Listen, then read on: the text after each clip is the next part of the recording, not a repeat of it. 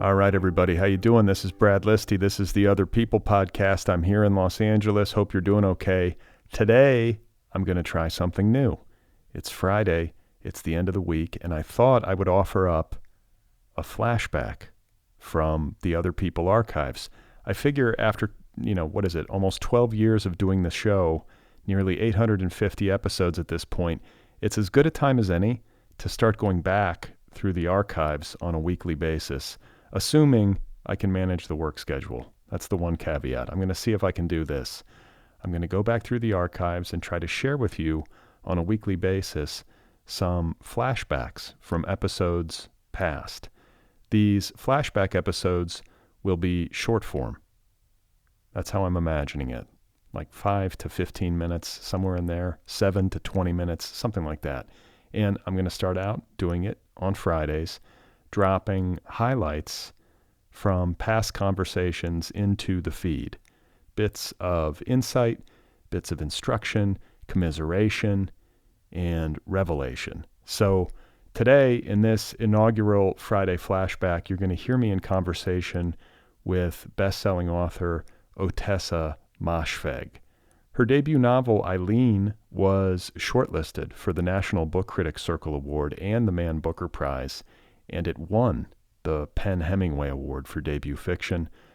Ottessa's other novels include My Year of Rest and Relaxation, which you're going to hear us talk about, another novel called Death in Her Hands, and a novel called Lapvona. She is also the author of the short story collection Homesick for Another World, as well as a novella entitled McGlue. I spoke with Ottessa Moshfegh in episode 532. This, what you're about to hear, is the two of us talking about a variety of things, including her approach to her work, the impact of sobriety on her fiction, and her feelings about the tension between darkness and lightness in a work of art, among other things. So this episode first aired on July 11th, 2018.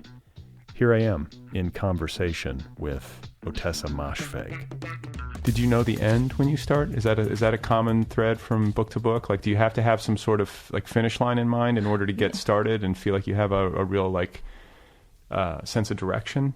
Yeah, not from the first line, but when I'm in it, like once I understand, I'm like, okay, I've developed the story to a certain point. I get the premise.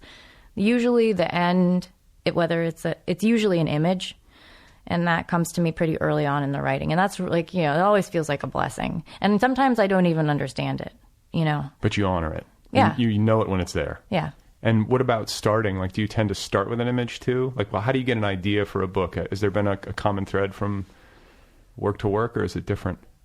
It's always different. It's always different. I mean, McGlue came from an 1850 article in a newspaper. Eileen came from... That's sort of magical. Oh, that was a total gift from God. Yeah.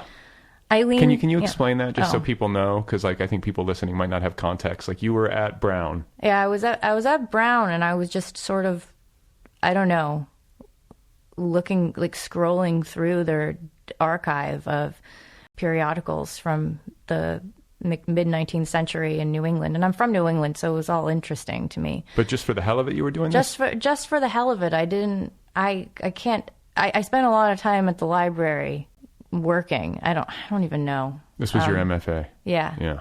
You just said that, I think. But no, you said it. I was at Brown. Oh, I did. Yeah. But so people listening know, you were there to get your MFA. Right. I was a student, and with student access to the library, you get to use their Nexus Lexus or whatever you call it. And I just was, I've always been fascinated by the history of New England. It's where I'm from, and it's not a history that's in my family story. So it's different, it's weird. And New England is a pretty fascinating place when you look at the beginning of the Europeans arriving there. Sure. They were totally nuts, Yeah. I'm reading, I'm about to finish this biography of Henry David Thoreau, and it's like he was one of the early naturalists and historians of the region or whatever, but Margaret Fuller, who helped to found The Dial, which was that literary magazine, like the Transcendentalists, there's like this story that I guess I might have heard once or read once, but had forgotten about how she left and moved to Italy and married this like count or something like that. And then she was coming back over to visit family on a boat. And just as the boat was approaching the shores of New England, it ran into like really rough seas and capsized. And it was like horrible. Like, you know, the boat's tipping, everyone's going into the water, it's freezing, people are drowning.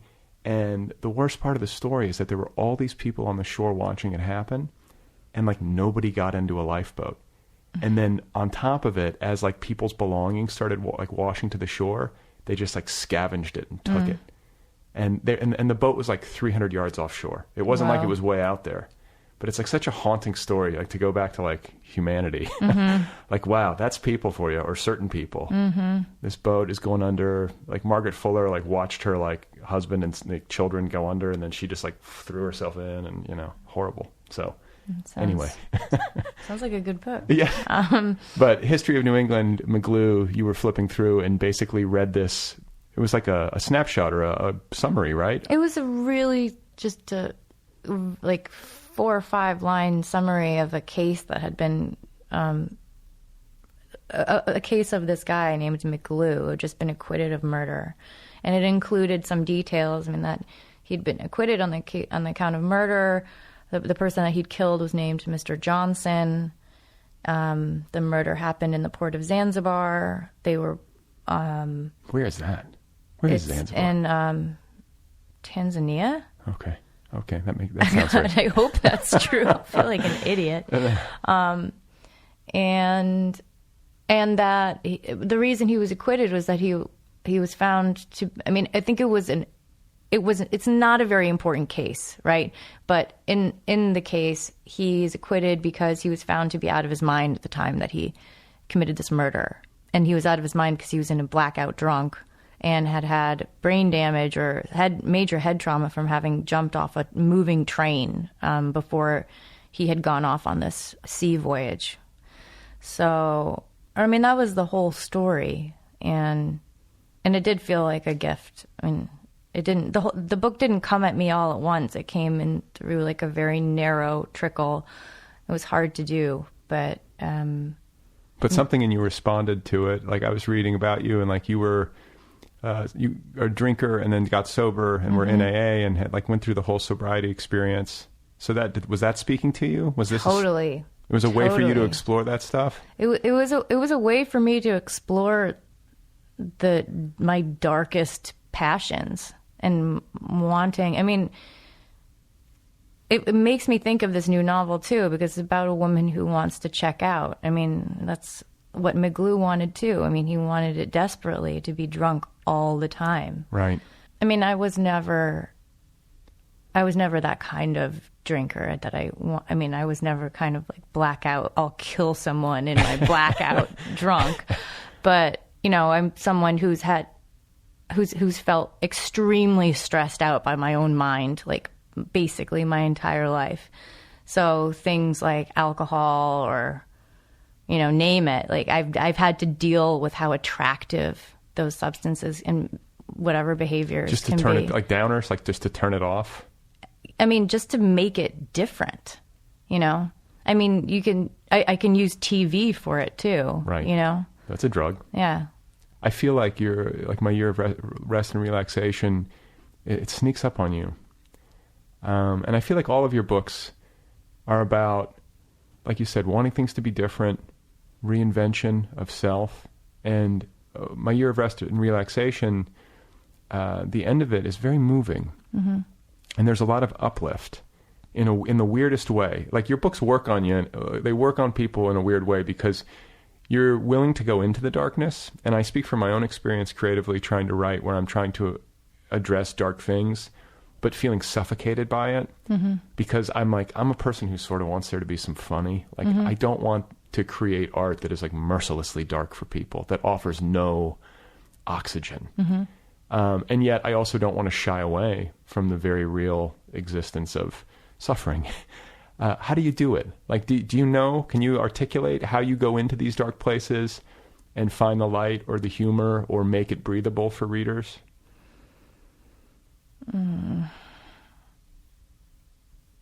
I don't know. Everything's kind of dark.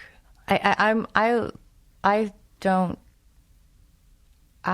don't really know what people mean when they say that something isn't dark. People are never like, oh, when you say something is light, what you mean is it is frivolous and has no real meaning, right? That it's just fun, but it doesn't matter. So, or maybe the counter to that would be heavy. But heavy connotes like something that's a burden, that's going to weigh you down, that doesn't sound very... It's not something that inspires growth. It's just something that you're going to have to bear with. And dark is, I think we're all scared of the devil, blah, blah, blah. But like dark is where everything happens, dark in the light of day, people don't, that's why it's so crazy when someone gets shot in the middle of the day, because they're like, it was noon, right? Right. But if it happens at night, you're like, oh yeah, like, of course. Right. So everybody has to act right when they're visible. And I think fiction, I think I'm kind of splitting into saying two different things, but basically I just think darkness means interesting now.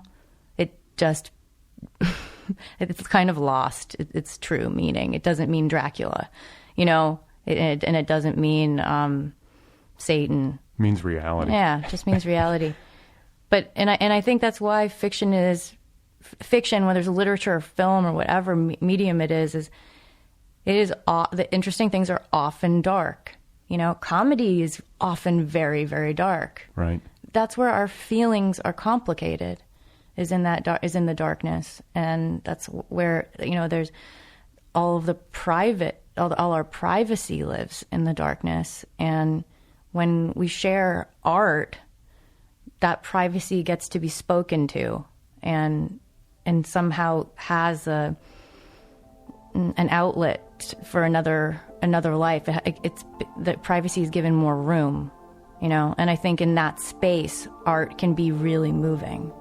Okay, there we have it. The first Otherppl flashback episode, my conversation with Ottessa Moshfegh in July of 2018, episode 532. You can listen to the full conversation. It's in the podcast feed. It's all accessible, no paywall, so have at it. The Otherppl show is offered freely. The entire archive is made available to listeners free of charge. It's a listener-supported show, so if you like this program, if you get something from it, I hope you will support the work that I do over at patreon.com/otherpplpod. That's Patreon, patreon.com/otherpplpod. You can support the show for as little as $1 a month. It's a no-brainer. Patreon.com/otherpplpod. Don't forget to subscribe to the podcast wherever you listen. You can also subscribe on YouTube. If you have a couple of minutes and you would be so kind, I would appreciate it if you would rate and review the Otherppl show wherever you listen. Give it a rating. If it's possible to write a review. It helps new listeners find the show. If you would like to get some merch, an Otherppl t-shirt, you can do that at otherppl.com, the show's official website. And if you would like to sign up for my free once-a-week email newsletter, you can do that at bradlisti.com or otherppl.com. All right, coming up next on the Otherppl show, I will be in conversation with author Ivy Pacoda. She has a new novel out called Sing Her Down. It actually publishes next week. So that will be happening on Sunday. Have a great weekend, everybody. I will talk to you very soon. Stay tuned.